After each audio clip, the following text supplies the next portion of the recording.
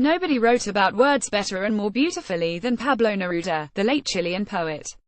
In a short segment of his memoirs, Neruda wrote, "You can say anything you want, yes sir, but it's the words that sing. They soar and descend. I bow to them. I love them, I cling to them, I run them down, I bite into them, I melt them down. I leave them in my poem like stalactites, like slivers of polished wood, like coals, pickings from a shipwreck, gifts from the waves. Everything exists in the word. And nobody has misused them more than President Donald J. Trump.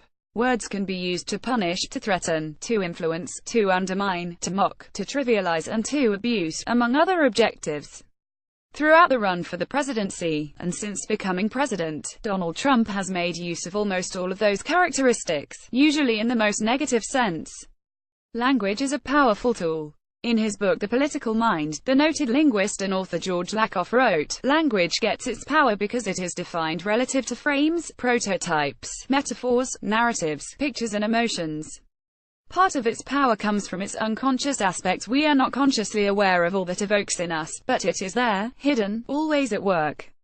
One of Donald Trump's tactical moves is to apply nicknames to his adversaries.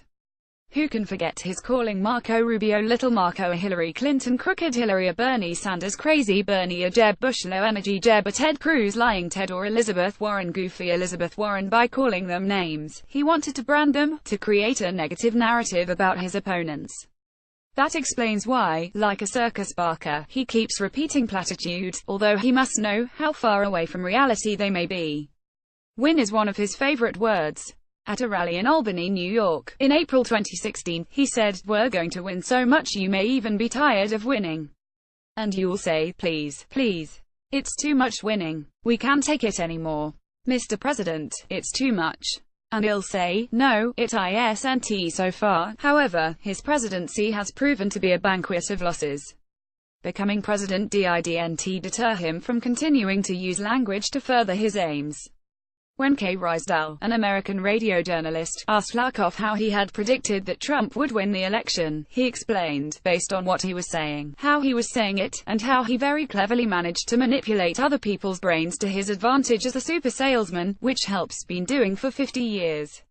And he instinctively knows exactly how to do that. He knows what to say, and those tweets that he gives are entirely strategic.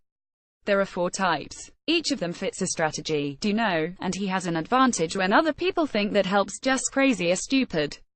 Donald Trump likes to boast about his accomplishments. "I went to an Ivy League school. I'm highly educated. I know words. I have the best words, but there is no better word than stupid." Right? The president probably never imagined that his own words could be used to define him. Rex Tillerson, his Secretary of State, reportedly called him a moron, a charge that Tillerson refused to deny. When asked whether he had indeed referred to Trump as a moron, Tillerson said, "I'm not going to deal with petty stuff like that." More courageous was Lin-Manuel Miranda, the creator and star of Hamilton, one of Broadway's great successes.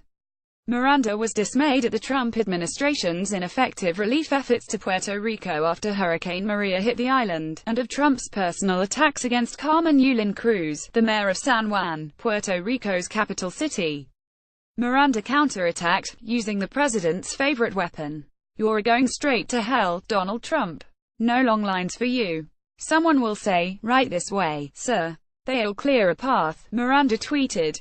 At the end, it is possible that Trump will be undone by his words, carelessly used. The Bard of Avon seems to have presaged this possibility when he wrote, "Words without thoughts never to heaven go."